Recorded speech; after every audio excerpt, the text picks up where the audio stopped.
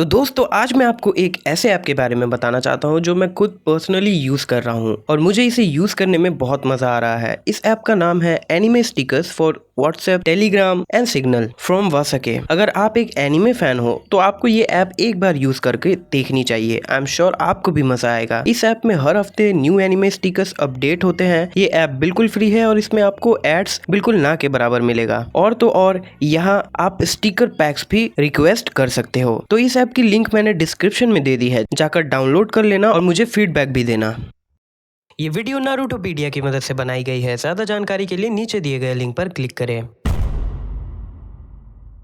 इशिकी ओसुसुकी clan के main family का member था और कारा का लीडर था। तो स्वागत है आपका दी अमागी हिंदी में। मैं हूं सोरा सेंजू और आज हम बात करेंगे इशिकी ओसुसुकी के लाइफ के बारे में। वीडियो को शुरू करने से पहले अगर आपको हमारी वीडियोस पसंद आती है तो चैनल को सब्सक्राइब जरूर करें और वीडियोस के अपडेट्स पाने के लिए नोटिफिकेशन बेल को ऑन करना ना भूलें। दी अमागी की रीच इस चैनल के अलावा भी है, तो अगर आप हमारे फैन हैं तो हमारे दूसरे चैनल्स को भी सपोर्ट करें और आप हमें दूसरे प्लेटफॉर्म्स पर भी फॉलो कर सकते हैं। इसी के साथ वीडियो को शुरू करते हैं।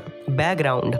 हजारों साल पहले इशिकी कागुया के साथ अर्थ पर आया था गॉड ट्री से चाक्रा फ्रूट को हार्वेस्ट करने के लिए। लो रैंक्ड होने की वजह से कागुया को चाक्रा फ्रूट के लिए सैक्रिफाइस किया जाना था, पर कागुया इशिकी को धोखा दे देती है और उसके लोअर हाफ को डिस्ट्रॉय करके उसे मरने के लिए छोड़ देती है। जिगेन को देखने के बाद इशिकी के पास कर्मा इम्प्लांट करने का वक्त नहीं था, इसीलिए खुद को बचाने के लिए इशिकी छोटा होकर जिगेन के कान में घुस जाता है, जिगेन के न्यूट्रिएंट्स को एब्सॉर्ब करके खुद को बचाने के लिए। वक्त के साथ इशिकी जिगेन के बॉडी को कंट्रोल करने लगा और उसके बॉडी पर कर्मा भी दे देता है। कागुया के धोखा देने के बाद इशिकी के पास कोई और रास्ता नहीं बचता है, इसीलिए वो टेंटेल्स को गॉड ट्री बनाने के लिए जिगेन के थ्रू खुद को सैक्रिफाइस करने का डिसाइड करता है। इसी के साथ वो अपने लिए एक नया वेसल ढूंढने लग जाता है, सैक्रिफाइस करने के बाद खुद को रिवाइव करने के लिए, क्योंकि रिजरेक्ट होने के कुछ वक्त बाद ही जिगेन का बॉडी कुछ दिनों में मर सकता है, क्योंकि वो इशिकी के चाक्रा को संभाल नहीं सकता। इसीलिए उसने जिगेन के बॉडी को कल्टीवेट करना शुरू किया, उसे ओसुसुकी बनाने के लिए, टेंटेल्स को फीड करने के लिए। इसी के साथ इशिकी अपने नए होस्ट को भी प्रिपेयर करने लगा। कारा को बनाने के बाद इशिकी जिगेन के थ्रू उसका लीडर बनता है और उसके सभी मेंबर्स चाक्रा फ्रूट को हासिल करने के लिए मान जाते हैं, एक बड़े गॉड ट्री को बनाकर जो अर्थ पर सभी लाइफ को कंज्यूम कर लेगा। इवेंचुअली इशिकी को कवाकी मिल जाता है, जिसके बाद डेल्टा उसके ब्लड को टेस्ट करके बताती है कि वो एक वायबल कैंडिडेट है वेसल बनने के लिए। जिगेन कवाकी के फादर को ढेर सारे पैसे देता है कवाकी को खरीदने के लिए। उसके कस्टडी को लेने के बाद इशिकी जिगेन के थ्रू उसका फादर बनता है और उसे रीअश्योर करता है। अमाडो की मदद से जो इशिकी के वेसल को साइंटिफिक टूल से मॉडिफाई करता है, वो दोनों कवाकी कोड और 13 और बच्चों पर कार्मा ट्रांसफर करते हैं एक्सपेरिमेंट करने के लिए, जिसमें कवाकी ही सक्सेस करता है। कोड को एक इनकम्प्लीट व्हाइट कार्मा मिलता है और बाकी बच्चे मर जाते हैं। उसे सेफ रखने का प्रॉमिस करने के बाद भी इशिकी कवाकी को बेरहमी से उसका कार्मा मास्टर करने की ट्रेनिंग देता है और उसे हमेशा वेसल होने का एहसास दिलाता है और उसके सवाल करने पर उसे मारता था। दूसरी तरफ कोड को उसके मोस्ट लॉयल सबऑर्डिनेट के तौर पर रिक्रूट किया गया। आओ आर्क। एनिमे में इशिकी अमाडो को कांटेक्ट करता है कवाकी के बारे में पूछने के लिए, ये जानते हुए कि वो लोग प्लान के फेज 3 में हैं। अमाडो कहता है कि टेक्निकली ये सच है, पर फेज 3 को कंटिन्यू करने के लिए डेटा बहुत ही वीक है। इशिकी कवाकी को फील्ड टेस्ट करने के लिए भेजता है, तभी विक्टर आता है और अपने नए स्टेल्थ ब्लिम्प को ट्रांसफर करने के लिए ऑफर करता है। ब्लिम्प में कवाकी के साथ सब कुछ ठीक था, तभी ब्लिम्प में कुछ गड़बड़ी होती है और वो क्रैश कर जाता है, जो इशिकी को इन्फॉर्म किया जाता है। इशिकी अदर कारा मेंबर्स के साथ मीटिंग करता है और फिर कोजी को टास्क देता है कवाकी को वापस लाने का। गेंजुत्सु को डिस्पेल करने से पहले इशिकी अपने सभी मेंबर्स को कहता है कि उन्हें हर कीमत पर वेसल को रिकवर करना है। कवाकी आर्क। डेल्टा के साथ खाना खाते हुए डेल्टा इशिकी के सामने अपनी फ्रस्ट्रेशंस बताती है कवाकी को लाने में देर होने की वजह से। इशिकी उसे रिकवरी मिशन में पार्ट टेक करने का परमिशन दे देता है और उसे ऑर्डर करता है कि वो कोजी के तरीकों से काम करे। 7th होकागे से डेल्टा के हारने के बाद अदर इनर्स और डेल्टा इस बात पर आर्ग्यू करते हैं कि कोजी उस वक्त क्या कर रहा था। इशिकी बिना कुछ कहे उन्हें सुनता है। डेल्टा बताती है कि कोजी ये जानने के बाद कि बोरुटो के पास कार्मा है है वो उसे ऑब्जर्व करने लगा था, इसीलिए वो कवाकी को लाने में देर कर रहा था। इशिकी ये समझ जाता है कि मोमोशिकी इसके पीछे है, जिसके बाद वो खुद को एक डायमेंशन में टेलीपोर्ट करता है जहां उसने टेंटेल्स को रखा था और उससे प्यार से बात करने लगता है और फिर अपने कारमा से उसके चाकरा को एब्जॉर्ब करता है, ये कहने के बाद कि उसे इसकी जरूरत वक्त से पहले ही पड़ गई। जिसके बाद वो बोरुतो और कवाकी से मिलने जाता है। कवाकी को नारुतो के घर से वापस लाने के दौरान जिगेन नारुतो को दूसरे डायमेंशन में टेलीपोर्ट करता है, इस इंटेंशन से कि वो उसे वहां मरने छोड़ देगा। पर सास्के उचिहा उस पर अटैक कर देता है। नारुतो और सास्के से लड़ते हुए जिगेन को परेशानी होती है, जिसके लिए उसे अपने कारमा के फुल पावर्स का यूज करना पड़ता है, जिससे वो इशिकी के पर्सनालिटी को मैनिफेस्ट करता है, जो बड़े ही आसानी से नारुतो और सास्के को ओवर पावर कर देता है। पर उसके बाद जिगेन का बॉडी टूटने लग जाता है, जिससे इशिकी फ्रस्ट्रेट होकर नारुतो और सास्के को ब्लैक रॉड्स में पकड़ लेता है और कवाकी को पोजेस करने के लिए और डेस्परेट हो जाता है और वो रिवील करता है कि जिस क्रेटर पर वो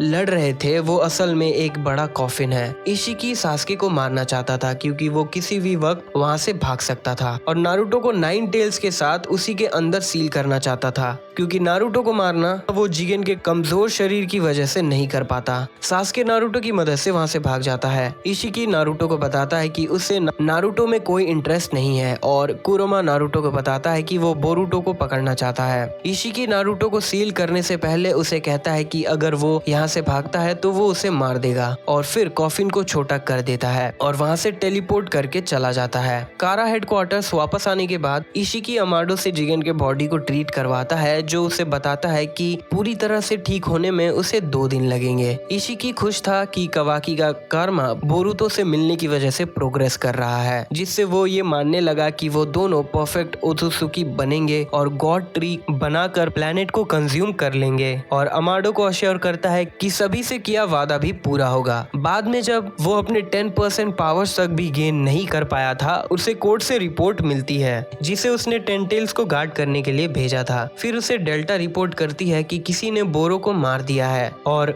होकागे भाग चुका है, जिसके बाद वो डेल्टा को बोरो के बेस को डिस्ट्रॉय करने कहता है जहां स्पेस टाइम गेट था। थोड़ी देर बाद कोजी उसके पास आता है जिससे वो रिपोर्ट मांगता है। कोजी उसे सवाल करता है कि अगर वो खुद कवाकी के पास टेलीपोर्ट हो सकता था तो उसने उसे मिशन क्यों दिया। इशिकी बताता है कि उसे पता है कि कोजी और अमाडो ने एयरशिप को क्रैश करवाया था कवाकी को फ्री करने के लिए। कोजी उसके मोटिव्स पूछते हुए जिगेन पर अटैक करता है और उन दोनों की फाइट शुरू हो जाती है। इशिकी कोजी के अटैक्स को डॉज करते हुए उसे कहता है कि वो बस एक टूल है जिसने अपनी लाइफ को एक गोल के लिए डेडिकेट कर दिया है। कोजी से फाइट करते हुए इशिकी को अपना कर्मा रिलीज करना पड़ता है। कोजी उसे ऑफ गार्ड पकड़ लेता है और जाइंट वॉल ऑफ फ्लेम्स को समन करता है। जिगेन उन फ्लेम्स को एब्जॉर्ब नहीं कर पाता है। कोजी उसे बताता है कि उसने नेचुरली बने फ्लेम्स को समन किया है जो उसका कर्मा एब्जॉर्ब नहीं कर सकता और वो फ्लेम्स जिगेन को कंज्यूम करने लगती है। जिगेन फ्लेम्स को श्रिंक करने की कोशिश करता है पर ऐसा वो ज्यादा देर तक नहीं कर पाता, बॉडी के लिमिट्स तक पहुंचने की वजह से। जिगेन के बॉडी के मरने के बाद इशिकी को मजबूरन जिगेन के बॉडी को इम्परफेक्ट वेसल बनाकर खुद को रेजरेक्ट करना पड़ता है, जिसके बाद वो तुरंत श्रिंक हो जाता है और फ्लेम्स को हटा देता है। इशिकी अपने आसपास की चीजों को श्रिंक करने लग जाता है। इशिकी कोजी के मार्क्स को भी डिस्ट्रॉय कर देता है, जिससे उसे पता चलता है कि वो अमाडो का बनाया जिराया का क्लोन है। इशिकी कोजी और अमाडो की तारीफ करता है जिन्होंने उसे इम्परफेक्ट रिजरेक्शन के लिए मजबूर कर दिया और अब वो धीरे धीरे मर रहा है। साथ ही साथ वो कोजी को बेवकूफ कहता है जो बस एक सैक्रिफिशियल पॉन है जो इशिकी को कभी हरा नहीं सकता। कोजी सेज मोड एक्टिवेट करता है जिससे कोजी इशिकी से लड़ने लग जाता है, पर इशिकी बड़े स्टोन्स को समन करके कोजी को हरा देता है। इशिकी कोजी का मजाक उड़ाने लग जाता है। कोजी एक बड़ा टोड समन करके टेलीपोर्ट कर जाता है, जिसके बाद इशिकी बिना टाइम वेस्ट किए कोनोहा जाता है कवाकी को नया कर्मा देने के लिए। विलेज पहुंचते ही वो कुछ शिनोबीज को आसानी से हरा देता है और उसे रोकने के लिए नारुतो उजुमाकी आता है। इशिकी कवाकी के बारे में पूछता है,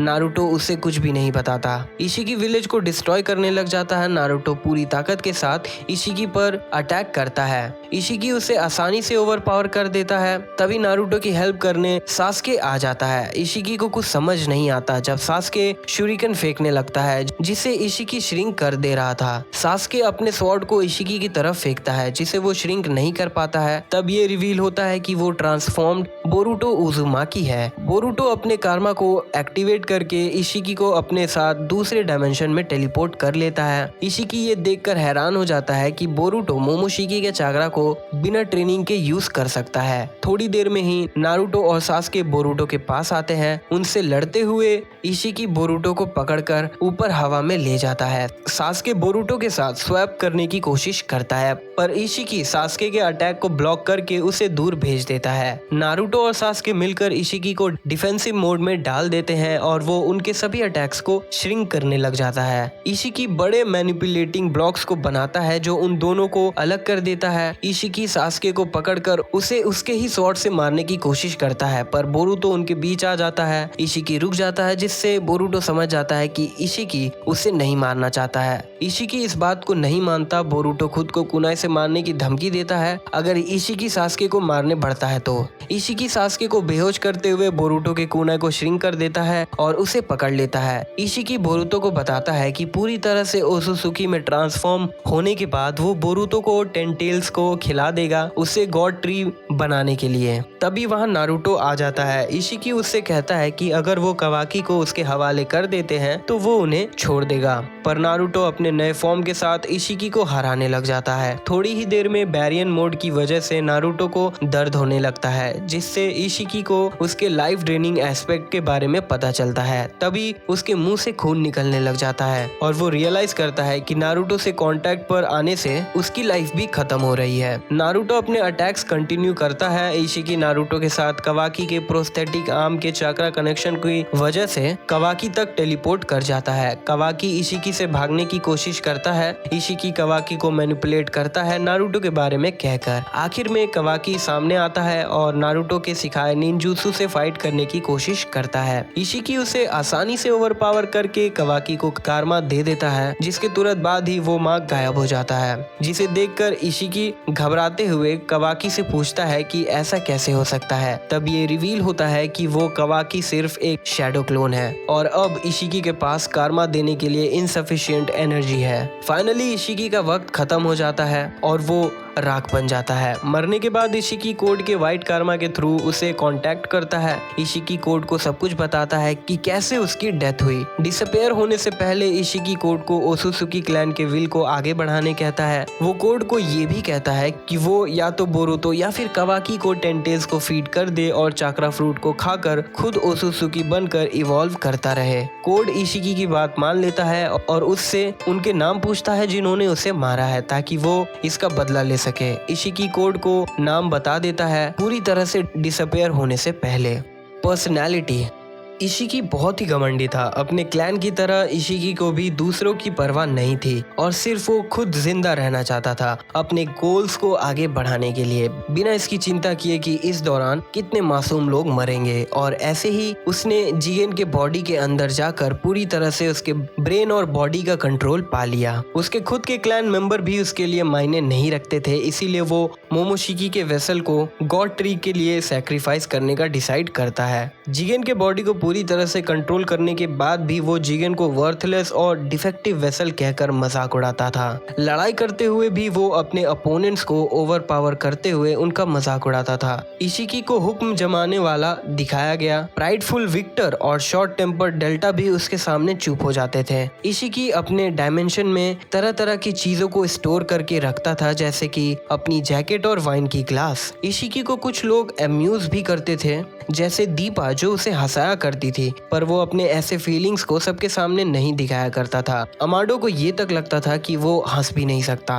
वो अपने एबिलिटीज को लेकर काफी कॉन्फिडेंट रहता था। उसे इस बात से बिल्कुल फर्क नहीं पड़ रहा था कि वो शिनोबी हिस्ट्री के दो सबसे स्ट्रॉन्गेस्ट शिनोबी नारुतो और सास्के से लड़ रहा है। ये सेल्फ कॉन्फिडेंस उसे अपने अपोनेंट्स की तारीफ करने से भी नहीं रोकता था और कॉर्नर्ड होने पर वो कामली अपने अपोनेंट्स को थैंक्स करता था। इसी तरह वो अमाडो की की तारीफ करता है जिसने उसे जिगेन की बॉडी में रिजरेक्ट होने के लिए मजबूर कर दिया। इशिकी को परफेक्शन पसंद था, इसीलिए जैसे ही उसने अपने एडॉप्टेड बेटे के प्रोस्थेटिक राइट आर्म को देखा वो तुरंत ही उसे रिस्टोर करने की बात करता है। दूसरे ओसुत्सुकी की तरह वो खुद को सुपीरियर बीइंग समझता है और बाकियों को खुद से नीचा। इशिकी खुद पर हो रहे इंसल्ट्स को भी कामली सुनता था। ज्यादातर इशिकी फॉर्मल बिहेव करता था, अपने ऑर्गेनाइजेशन के मेंबर से पोलाइटली बात करता था, यहाँ तक कि अपने एनिमीज को भी अपने मैनर्स दिखाता था। जैसे नारुतो के घर शूज पहन के घुसने पर उससे माफी भी मांगता है। वो अपने दुश्मन को बंदी बना लेता है अगर उसे मारने की जरूरत नहीं है तो, या फिर अगर वो उसकी बात मान ले तो वो उनसे लड़ाई भी नहीं करता। इशिकी के पास कॉमरेडरी का सेंस था। अदर इनर्स को वो अपना कॉमरेड्स कहता था और कोजी को ऑफर करता है उसके लास्ट वर्ड्स अमाडो तक पहुंचाने का फॉर्मर कॉमरेड के तौर पर। वो बहुत ही धैर्य से अपने मैटर्स को देखता था। हारने के बाद भी वो ये मानता था कि आखिर में सब कुछ उसके हिसाब से ही होगा, पर उसके प्लान्स में कुछ भी गड़बड़ी या फेलियर होने से वो इरिटेट भी हो जाता था। दूसरों की जिंदगी से ज्यादा खुद की जिंदगी को प्रायोरिटी देने वाला इशिकी पागल हो जाता है जब नारुतो उसके लिमिटेड लाइफ स्पैन को और कम कर देता है, जिससे उसके परमानेंट डेथ का डर दिखता है। उसके लिए ये क्लियर था कि कवाकी सिर्फ एक सैक्रिफाइस है, पर कवाकी से ट्रिक्ड होने के बाद वो अपने डेथ के बारे में सोचकर पूरी तरह से डर जाता है। उसके रूड एटीट्यूड के बाद भी जो भी उस पर फेथ दिखाते